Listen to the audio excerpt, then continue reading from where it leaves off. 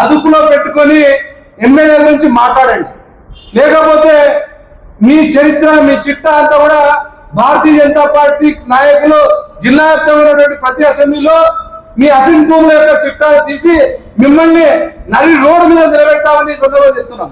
ఎందుకంటే అవినీతికి వ్యతిరేకంగా మార్పు కోసము ఆదోని అసెంబ్లీలో పనిచేసినటువంటి డాక్టర్ పార్థసారథి గారు చేస్తుంటే మీరు ఓర్వలేక 60-40కి సపోర్ట్ చేస్తూ వారం ఒకసారి యూనిట్లో కూర్చుంటారో మాకు తెలియదా? వారం వస్తే గంటల సేపు కూర్చుంటారు మీరు. అంటే మీరేమో బీజేపీలో పెద్ద బాధ్యతలో ఉంటూ ఈరోజు బీజేపీ కార్యకర్తలు మభ్య పెడుతూ వారం ఒకసారి కూర్చొని అన్ని సెటిల్మెంట్లు అన్ని వ్యవహారాలు మీరు చేసుకుంటూ ఇక్కడ మళ్ళీ ఎమ్మెల్యే గారిని విమర్శించడం ఇది సరికాదు. మీరు సరి చేసుకోండి. ఇప్పటికైనా మీరు మైకంలో ఉన్నారు. మైకంలో రాత్రిపూట కాదు పొద్దులు కూడా ఉంటున్నారు. బాగా దృష్టి ఒళ్ళు దగ్గర పెట్టుకుని ఆ మైకాన్ని మెరిచి ముందుకు రండి. ఎమ్మెల్యే గారు ఆదరణ అభివృద్ధి కట్టుబడి ఉన్నారు. ఆదరణ అభివృద్ధి చేసి చూపుతారు. అది ఎమ్మెల్యే గారితో సాధ్యం. ప్రకాష్ జైన్ గారు మీరు మళ్ళీ మాట కనుక దాటితే పరిస్థితులు వేరుంటాయి. ఎందుకంటే రాష్ట్ర పార్టీ కూడా చాలా సీరియస్ గా తీసుకుని మిమ్మల్ని సస్పెండ్ చేయడం జరిగిందని పత్రికా ముఖంగా మీకు తెలియజేస్తున్నాము. పత్రికా కూడా ధన్యవాదాలు. అవినీతి సామ్రాజ్యం కావచ్చు, అదేవిధంగా ఆయన యొక్క రియల్ ఎస్టేట్ వ్యాపారం కావచ్చు, తన యొక్క అక్రమ అసెట్ భూముల కొనుగోలు వివరాలను దాపెట్టడం కోసమే ఆయన భారతీయ జనతా పార్టీలో చేరారు గతంలో. అవన్నీ కూడా మాకు తర్వాత తెలిసింది. అయితే ఒక్కడిగా వచ్చాడు. ఒక్కడిని భారతీయ జనతా పార్టీ సస్పెండ్ చేసిన తర్వాత సస్పెండ్ చేసే ఆర్డర్ కాపీ బయట ఎక్కడ వస్తుందో ఉద్దేశంతో ఉదయం కొందరబడి ప్రెస్ మీట్ పెట్టి నేనే రాజీనామా చేస్తున్నాను, సస్పెండ్ చేయకన్నా ముందే అని అన్నారు. ఆయన క్లియర్గా తెలుసు భారతీయ జనతా పార్టీ రాష్ట్ర శాఖ అధ్యక్షుల ఆధ్వర్యంలో సస్పెన్షన్ కాపీ అందిన తర్వాత అయ్యారు. ఇది ఏదో దాపెట్టుకోవాలని చేశాడు. అయితే భారతీయ జనతా పార్టీ క్లియర్గా గత ఎలక్షన్లు కానీ అంతకుముందు కూడా కావచ్చు, ఎలక్షన్లో పార్థసారథి గారికి వ్యతిరేకంగా పనిచేసినప్పటికీ కూడా ఎమ్మెల్యే పార్థసారథి గారు ఎప్పుడు కూడా ప్రకాష్ జైన్ మీద అధిష్టానికి నానికి ఫిర్యాదు కూడా చేయలేదు. ఏదో పెద్ద ఆయన ఏదో చేస్తున్నాడని ఊరుకున్నాడు. యాక్చువల్గా అధిష్టానమే ఆయన చేసే తప్పులన్నింటి కూడా వాచ్ చేస్తూ కింద ఉన్నటువంటి నగర శాఖ కావచ్చు, అసెంబ్లీ టీం ద్వారా కంప్లైంట్ తెప్పించుకొని ఆయనని సస్పెండ్ చేయడం జరిగింది. ఆయన తెలుసో తెలియకో ఎమ్మెల్యే గారు కసిగట్టి నా మీద సస్పెండ్ చేయించాలని చెప్పారు. ఎంత అవివేకం అంటే ఎమ్మెల్యే గారికి ఆయన సస్పెండ్ చేయించాల్సినటువంటి అవసరం లేదు. ఎందుకంటే ఆయన ఎమ్మెల్యేగా నామినేషన్ కూటమి అభ్యర్థిగా కూటమి ప్రభుత్వం అంటే అప్పుడు సీఎం గారు అప్పుడు ఉన్నటువంటి చంద్రబాబు నాయుడు గారు పార్థసారథి గారిని అనౌన్స్మెంట్ చేస్తే నామినేషన్ పార్థసారథి గారు 2 రోజుల తర్వాత మళ్ళీ బీజేపీ పేరుతో ప్రకాష్ జైన్ గారు నామినేషన్ చేశారు. చేయాలనుకుంటే పార్థసారథి ఎమ్మెల్యే గారు అప్పుడే ఆయన ఫిర్యాదు చేయాలి, చేయలేదు. ఏదో చూసా ఊకే ఉన్నాడు. ఈయన చాలా అతిగా ఆయన మోనార్కులా వ్యవహరిస్తూ ఆయన చేసుకున్నటువంటి తప్పులే రోజు ఆయన సస్పెన్షన్ కి దారి తీసేయని పార్టీ తరఫున క్లియర్గా చెప్తున్నాం. తర్వాత ఇక ముందు కూడా ప్రకాష్ జైన్ గారు మీ నోరు ఉతుతూ వచ్చినారు. పార్టీ టికెట్ ఆల్రెడీ డిక్లేర్ చేసి ఉన్నారు. పార్టీ టికెట్ డిక్లేర్ చేసి పార్టీ క్యాండిడేట్ కార్యకర్తలు అందరూ ప్రచారం చేస్తున్న సందర్భంగా ఆయన సపరేట్గా ఒక ప్రెస్ మీట్ పెట్టాడు. పెట్టి ఈయన స్థానికేతరుడు వలసపక్షి, ఈయనకు మేము సపోర్ట్ చేయము అని చెప్పి ఒక భారతీయ జనతా పార్టీ సభ్యుడిగా ఒక నాయకుడిగా ఉండి పార్టీ గౌరవించి డాక్టర్ పార్థసారథి గారికి టికెట్ ఇచ్చి ప్రచారం చేస్తుంటే ఈ విధంగా నువ్వు మాట్లాడవచ్చా? నంబర్ 1 తప్పు. నంబర్ టూ పార్థసారథి గారు ఎలక్షన్స్లో ఎన్నికలు నామినేషన్ ఫైల్ చేయడం జరిగింది. నామినేషన్ ఫైల్ చేసిన తర్వాత 2 రోజులకు భారతీయ జనతా పార్టీ నువ్వు నిక్కర్షమైన కార్యకర్త అయ్యింటే మళ్ళీ నామినేషన్ ఇండిపెండెంట్గా మళ్ళీ వేయడానికి ట్రై చేశాడు. మళ్ళీ ఇండిపెండెంట్గా వేసిన తర్వాత బ్రాకెట్లో బీజేపీ పార్టీ అని చెప్పి రాసి వేయడం జరిగింది. అది నామినేషన్ని తిరస్కరణ గురైంది. సో ఆయన 2వ తప్పు. మూడవ తప్పు ఎన్నికల సమయంలో హోరాహోరీ ప్రచారం జరుగుతున్నప్పుడు ఈయన ప్రకాష్ జైన్ గారు ఒక ఒక ప్రెస్ స్టేట్మెంట్ ఇచ్చినాడు. ఏమి ఇచ్చినాడు? సాయి ప్రసాద్ రెడ్డి గారిని ఇంత తీవ్రంగా విమర్శించడం పార్థసారథి గారికి తప్పు అన్నాడు. ఎలక్షన్ అన్న తర్వాత ఆయన ఏం అవినీతి చరిత్ర ఆదోని ప్రజలందరికీ తెలుసు సాయి ప్రసాద్ రెడ్డిది. అదే పార్థసారథి గారు విమర్శిస్తూ వస్తుంటే ఈయన సపరేట్గా ప్రెస్ మీట్ పెట్టి పార్థసారథి గారు సాయి ప్రసాద్ రెడ్డిని ఇట్లా తిట్టడం తప్పు అంటాడు.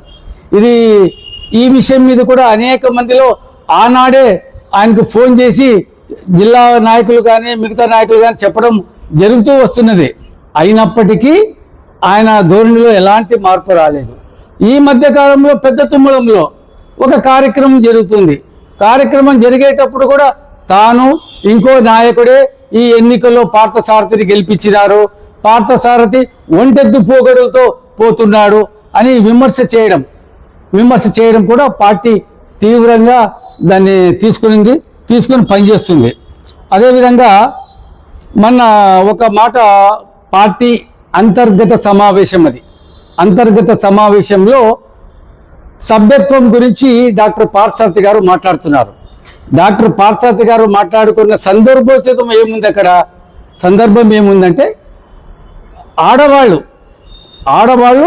బాగా గాజులేసుకున్న ఆడవాళ్లే చురుగ్గా సభ్యత్వం చేస్తున్నారు.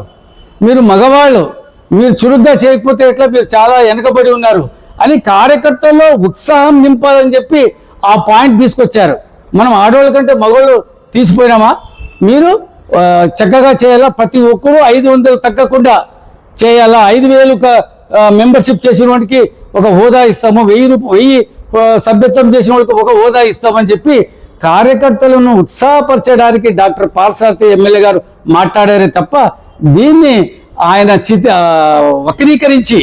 వక్రీకరించి మాట్లాడడం అది సబబు కాదు. అదేవిధంగా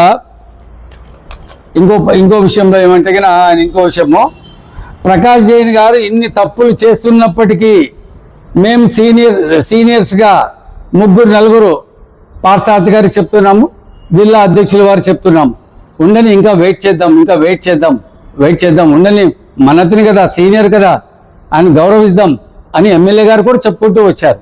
చెప్తే ఆయన ఆగడాలు ఇంకా అదేదో మనము దేంట్లో మహాభారతంలో చూసినాం, 100 తప్పులు చేసేంత వరకు శిశుపాలుడు 100 తప్పులు చేసిన తర్వాత శ్రీకృష్ణుడు ఎట్లా చేస్తారో మన పార్టీ కూడా, భారతీయ జనతా పార్టీ కూడా పెద్ద ఆయనని గౌరవం ఇస్తూ ఆయనకు అనేకమైన ఉన్నత పదవులు ఇచ్చింది. చాలా సాధారణంగా ఆహ్వానిస్తూ స్టేజ్ల మీదనే కూర్చోపెట్టేవాళ్ళు స్టేట్ పార్టీలో. ఆయన దాన్ని ఉంచుకోలేదు. అనేక సార్లు ఓవరాల్గా సూచనలు ఇవ్వడం కూడా జరిగింది, అయినా ఆయన పట్టించుకోలేదు. ఆయన ఎందుకంటే 60-40లో ఇరుక్కుపోయినాడు. ఆయన ఆ నాయకులు చెప్పినట్టు ఆయన ప్రవర్తిస్తున్నాడు కనుక ఆయనలో మార్పు రాలేదు. ఇది 60-40 మహత్యమని తెలుసుకున్న తర్వాత రాష్ట్ర పార్టీ వాళ్ళు కూడా మేము చెప్పిన తర్వాత ఇక తప్పనిసరిగా సస్పెండ్ చేయడం జరిగింది. అదేవిధంగా ఇంకొక విషయం ఏంటంటే భారతీయ జనతా పార్టీ ఆదోని నియోజకవర్గం కార్యకర్తలు ఎవరూ నిరుత్సాహంగా లేదు. డాక్టర్ పార్థసారథి గారి ఆధ్వర్యంలో చాలా ఉత్సాహంగా పనిచేస్తున్నారు. కొంత స్టేట్ వైడ్గా సభ్యత్వం చేసే దాంట్లో మనము 4వ స్థానంలో ఉన్నాము. ఉత్సాహంగా కార్యకర్తలు పనిచేయడానికి, ఉత్సాహపరచడానికి అనేకమైన విషయాలను పార్థసారథి గారు చెప్పారు తప్ప కార్యకర్తలు అందరూ ఉత్సాహంగా ఉన్నారు. ఎవరు నిరాశతో లేరు. నిరాశతో ఎవరైనా ఉన్నారంటే ప్రకాష్ జైన్ గారు తమరొక్కటే నిరాశలో ఉన్నారు. అది ఈ రోజుకి అది గడిచిపోయింది. ఇది భారతీయ జనతా పార్టీకి శుభ పరిణామం ప్రకాష్ జైన్ గారు పోవడం. అదేవిధంగా 60-40 నాయకులు కూడా శుభ పరిణామం అని చెప్తున్నాను. ఇది విషయం సార్. ఈ విషయం మీద లాస్ట్ పాయింట్గా ప్రకాష్ జైన్ గారు, మీరు పార్టీ నుంచి పోయినందుకు మాకు మంచిది, మీకు మంచిది, మిగతా వాళ్ళు కూడా మంచిది అయింది. మీరు పార్థసారథి గారిని ఏదైనా మాటలు అంటే మీ భరతం పట్టడానికి భారతీయ జనతా పార్టీ కార్యకర్తలు సంసిద్ధంగా ఉంటారు. మీరు ఏదైతే భూదందాలను ఎప్పుడూ మనం చూడలేదు. మీరు ఎమ్మినూరు కోర్టులో, ఎమ్మినూరు స్టేషన్లో ఎఫ్ఐఆర్ అయింది. కోడుమూరు పరిసర ప్రాంతాల్లో కూడా మీరు అసైన్ ల్యాండ్స్ను ఏ విధంగా రిజిస్టర్ చేసుకున్నారు, ఇంకా అనేకమైన కేసులు కూడా మాకు తెలిస్తే మిమ్మల్ని ప్రజల మధ్యన మిమ్మల్ని నిలుస్తాము మిమ్మల్ని కడిగి పారేస్తామని తెలియజేస్తూ మీరు నోరును అదుపులో పెట్టుకోండి అని భారతీయ జనతా పార్టీ నాయకులుగా మేము ప్రకాష్ జైన్ గారిని హెచ్చరిస్తున్నాము. సార్ చెప్పండి. బీజేపీలో ఉన్నటువంటి ఒకరిద్దరు నాయకులు కూడా ఇలాంటి అక్రమాలు చేస్తే వాళ్ళపైన ఎందుకు చర్యలు తీసుకోవట్లేదండి? ఓకే, అలా అంటే అలా ఆధారాలతో ఎవరైనా ఉంటే నేను కానీ ఈసారి కానీ ఆసారి కానీ ఎవరైనా కానీ ఆధారాలతో ఏదైనా చెప్తే తప్పకుండా యాక్షన్ తీసుకుంటారు. జిల్లా ఇన్ఛార్జ్ గారు కూడా ఉన్నారు, తప్పకుండా చేసుకుంటారు. గతంలో పార్టీ పరువును బజార్లో పెట్టిన వ్యక్తులపై క్రమశిక్షణ చర్యలు తీసుకోకుండా వికాసంగా కొన్ని ఏళ్లుగా పార్టీలో పనిచేస్తున్న నాపై క్రమశిక్షణ చర్యలు తీసుకుంటున్నారంటే దీనికి కారణం స్థానిక నాయకులు, స్థానిక శాసనసభ్యుల చొరవతో నా మీద ఒక కక్ష సాధింపు చేస్తున్నారని ఆయన ఆరోపిస్తున్నారు. ఇప్పుడు ఇందాక 1, 2, 3, 4 తప్పులు చేశాను. ఆ తప్పులన్నీ ఉన్నాయి. ఆయన తప్పు ఉంటే ఆయన్ను పార్టీ దూరంగా పెట్టేశారు. అది చేసింది ఒక ఆయన, అది దూరం పెట్టేశారు.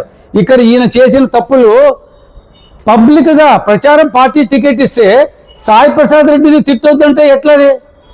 Sai Prasad Reddy opposition leader, opposition ఆయన ఏవైతే నియోజకవర్గం ప్రజలకు అన్యాయం చేశాడో అన్యాయం మీద గళమెత్తినాడు ఆయన. ఆ విధంగా విమర్శిస్తాడని చెప్పి ఆ విధంగా మాట్లాడొచ్చు ఆయన ప్రెస్ మీట్ లో.